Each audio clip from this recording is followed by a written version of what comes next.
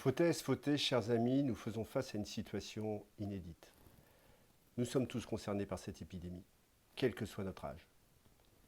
La Faute-sur-Mer est particulièrement vulnérable avec sa population où plus de 65% des habitants a plus de 65 ans.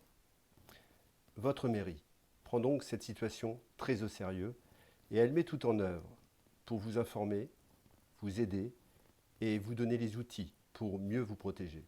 Je voudrais d'abord remercier et dire un grand merci au personnel soignant, aux premiers secours, aux postiers, aux pharmaciens, aux caissières, aux banquiers, aux boulangers, aux travailleurs du bâtiment, aux commerçants, au personnel des mairies de la Faute-sur-Mer et de l'Aiguillon-sur-Mer, qui sont tous à l'œuvre pour assurer la continuité des services que vous attendez.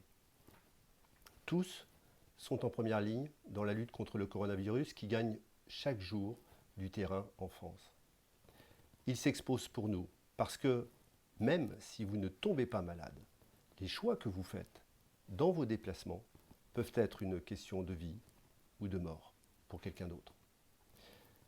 À présent, ils ont tous besoin de notre aide. Ne les mettons plus en danger et protégeons-les pour qu'ils puissent continuer à nous protéger. Vous sauvez des vies en restant chez vous. Alors, pourquoi toutes ces mesures contraignantes? Eh bien, parce que ce virus est hautement contagieux.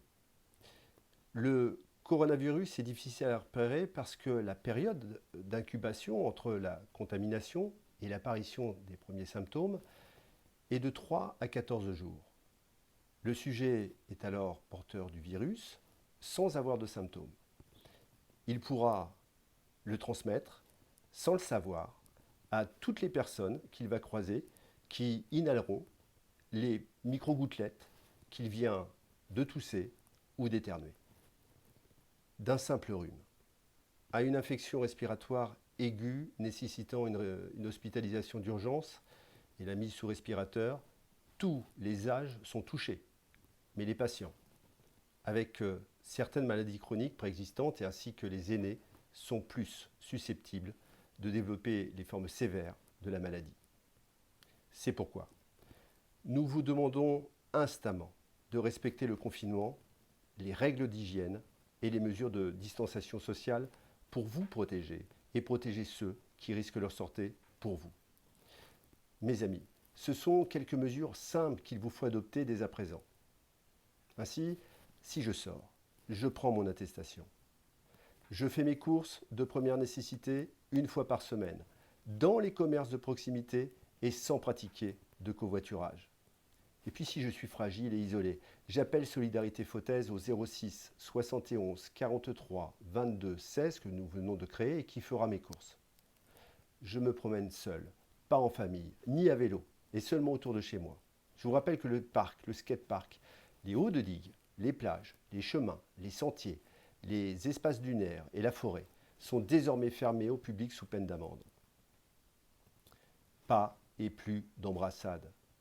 Je salue sans serrer la main, en gardant une distance d'au moins 1 mètre.